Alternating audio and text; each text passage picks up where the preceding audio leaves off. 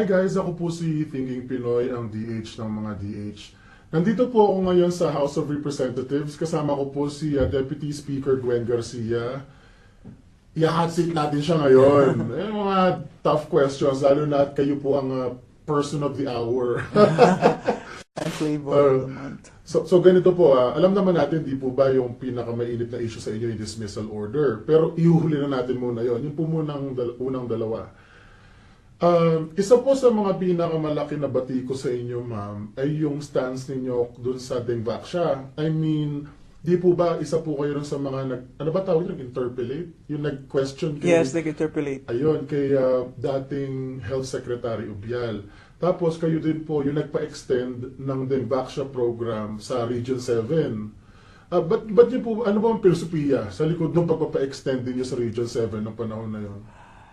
First of all, the Cebu was actually already included. Kasama na po yun sa buong program as originally conceived. Kasi it was only right and just na Cebu and Region 7 would be included because the tests, the initial tests na ginawa for 1,000 cases yata or 1,000 persons was initially done sa city of Cebu.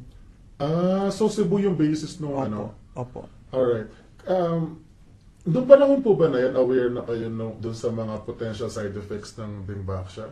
Certainly not. At that time, meron kasing panel of experts na yung unang panel of experts nagsabi na they are endorsing the vaccine. In fact, by the time na umabot na ito, prior to the budget hearing, even before the entry of the Duterte administration, kasi 2016 yun, ano? Opo.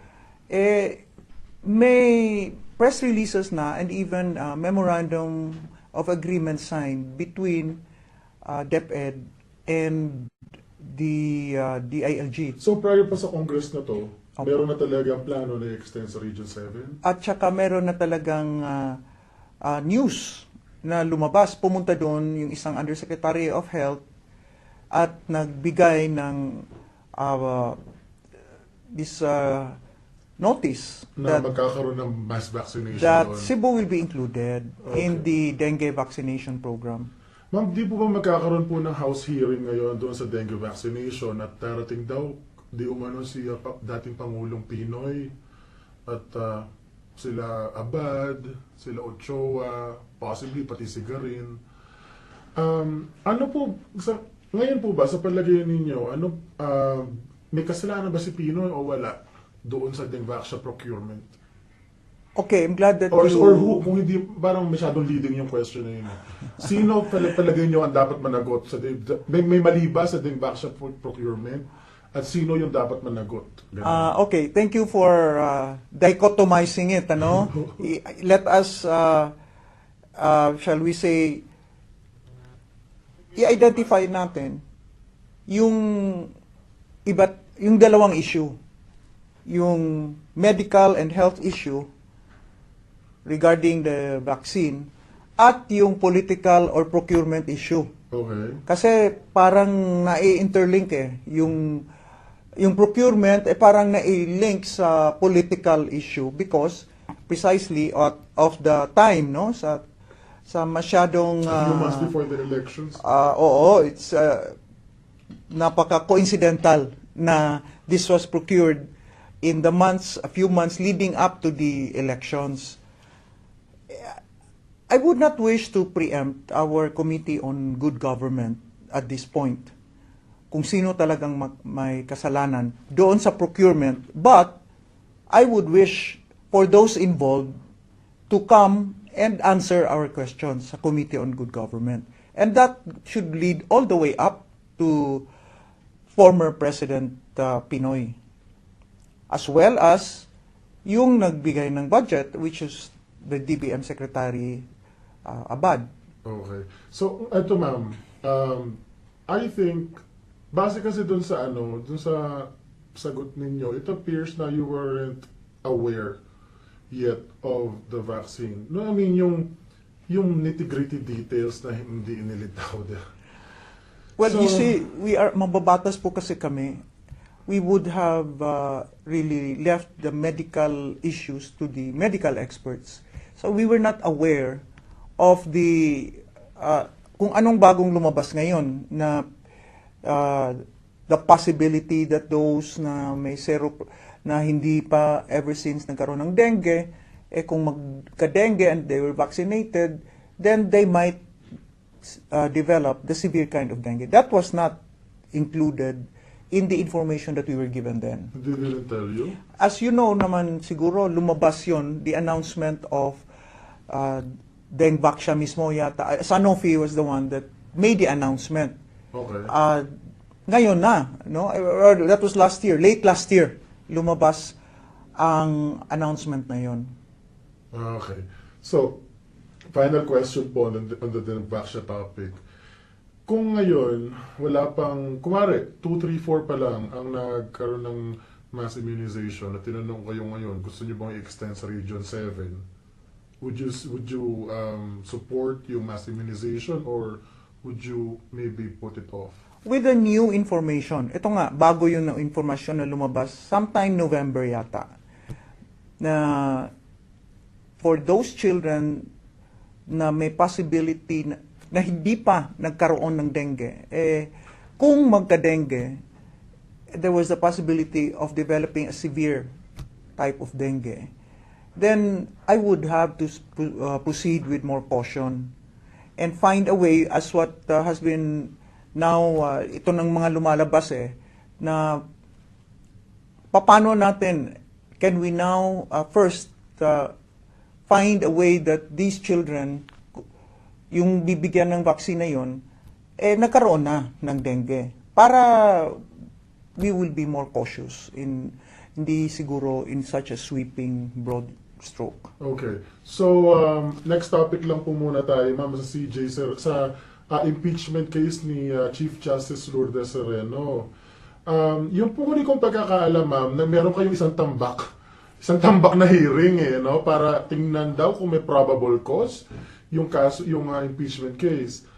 Alam naman po natin, Ma'am, na pagka napag-desisyon na sufficient informant substance, hindi may probable cause na yon, ba't po pinahahaba pa yung hearing? Alam mo, TP, this is the first time that we have really followed the full process in impeachment proceedings in the House of Representatives. Kasi we want to show the public na hindi natin ito, we are not rushing these things. We are being very, very careful. Oo nga, unang-una, we have to find if it's sufficient informant substance. Pagkatapos nun, kailangan, we would need the verified answer from the respondent, which in this case is CJ Sereno. Nandun na yon, we will need to look at the allegations muna one by one. Kasi hindi naman pwede na pag ganun na, diretsyo na, as what had happened with previous impeachment complaints. Alam mo, yung kay Presidente Erap, yung kay then Chief Justice Corona, walang impeachment hearing dito sa House Kaagad nang itrinansmit yung articles of impeachment to the Senate at doon pa hinahanap-hanap yung mga ebidensya. We want to do this the proper and right way. Doon po bang di po ba pinapakinggan nyo ngayon yung kay yung sinabit ni Congressman ni former Congressman Paras. Tapos parang 27 cases yun, 27 articles yun no? This is the complaint submitted by Attorney Gadon. Ay, sorry, Attorney Gadon, sorry po. Doon po ba sa 27 po ng mga issues na binato kay Sereno, sa palagay niyo po, alin yung pinakamalamang na dumikit? Pili kayo ng top 3, ganun, o top 5. Para sa opinion nyo lang. I would not want to preempt the committee decision, but I would just wish, and in order to do justice to your question, unang-una, yung palagi niyang pinapalabas na parang desisyon ng Supreme Court, but in fact, sa kanya lang yon, unilateral yung desisyon. Ilang beses na lumabas na sa claim niya, this is an en banc decision with corresponding Supreme Court resolution, when in fact, sa kanya lang yon. So that is not exactly reflecting the truth. Ang weird nga po kasi nga po, may narinig nga ako sa mga taga-Supreme Court. Nagchichismisan lang daw sila over, yung di ba nagla-lunch magkakasama yung mga justices? Tapos may napag-uusapan sila. Hindi naman sinasabi sa kanila na, voting to ha. Hindi ganun. Tapos gulat na lang nila, next day, may press release na, may unbank decision na raw. That is the Maute Ayun ba case. yun? Ito yung hiningi ng Secretary of Justice na nung nag-start yung war in Marawi, yung trouble in Marawi, he asked that all of the Maute and other Marawi cases should be transferred outside of Mindanao. Oh. Ngayon, nagpalabas kaagad siya ng Supreme Court resolution transferring the cases to Cagayan de Oro City, which is only about basically 1.5 2 hours away. Diba? And Doon din yun. Doon din yun. But she made it appear na that was an unbanked resolution. Now, she called up one of the justices to tell him, you were not present kasi in that, totoo may unbank. The justices testified na may unbank, but this was never taken up. Then after that, may lunch naman Yung unbank kasi, walang stenographer doon, walang secretary. The clerk of court relies on the notes of the Chief Justice. Okay. Yung diniscuss doon sa unbank, and Justice De Castro testified, the other justices testified who were present said, this was never taken up. Oh. But, yung notes of the Chief Justice, lumabas doon at sinabihan yung clerk of court, magpalabas ng Supreme Court resolution na it was decided na doon ang transfer will be to Cagayan de Oro City. Yung justice na absent, tinawagan niya at sinabihan niya, you were not present in the unbank. Sabi niya, it was decided over lunch. Hey? This was the testimony of Chief, I will not mention anymore, but since it's in our records, I know kung sino yun. Sinabi ng Chief Justice, ng Justice na to, tinawagan siya on the phone, sinabi, wala ka kasi, you were not present in the unbank, but this was decided over lunch. Okay, ulitin ko lang po yung kwento ha. Nag-decide kung paano gagawin doon kung saan yung venue ng Maute hearing. Because there was already a letter from the Secretary of Justice requesting for the transfer of the cases. Alright. So ngayon, nagkaroon na executive session, parang gano'n. Ng unbank. Unbank. Tapos, hindi na take up yung issue. Pero later in the day or maybe the next day, nagkaroon ng press release na nag-unbank daw about that issue na hindi naman na-take up. That's right. At yung isang absent na judge, na justice, sinabihan na absent ka kasi pero napag-usapan na namin. Over lunch. Over lunch. Not in the unbank. Yun ang sinabi sa kanya. Napag-decide yun over lunch. Sabi ng justice na yun, yung lunch na yan, that's a very informal affair. Kung sino-sinong nandun na yung mga secretaries, ganon. At saka, the justices don't sit together na magkalapit. The junior justices medyo at the farther end of the table, yung mga senior justices on the other side. So, he found it very irregular na kung totoo man, that this was discussed and decided over lunch. Well, I asked another justice who was present in that lunch, who also testified that we never took this up in the unbank. This justice, sabi ko, is it true that you discussed the Maute transfer, the Maute cases transfer in that lunch after that supposed unbank that you had? Ang sagot ng ng justice na yon, sabi niya, this I can say, we do not decide such matters over lunch. So she was caught not telling the truth to one justice over the phone, again caught by other justices who testified that this was never discussed nor decided over lunch, during the unbank, and yet may lumabas na Supreme Court resolution na i-transfer yung cases from Marawi to Cagayan de Oro. So parang nakakabasto si Sereno. Ganun yung nangyari. Parang, first, she did not tell the truth. Second, she manipulated the entire proceeding to make it appear that it was a an unbanked decision because she wanted only to transfer the cases to Cagayan de Oro City. You ask why? Bakit? Because at that time, pending pa yung mga petitions against the declaration of martial law. Una, against President Duterte's declaration of martial law, and second, that martial law should cover the entire Mindanao. Because the contention of the armed forces was talagang it should be the entire Mindanao because Mindanao is one big island.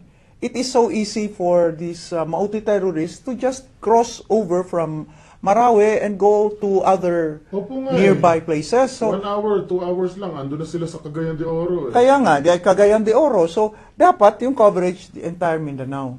Okay. Kaya nga na-transfer ng Cagayan de Oro because yun ang lumabas kung na-transfer mo lang din sa ibang isla na, tipo kahit Iloilo man lang o Cebu.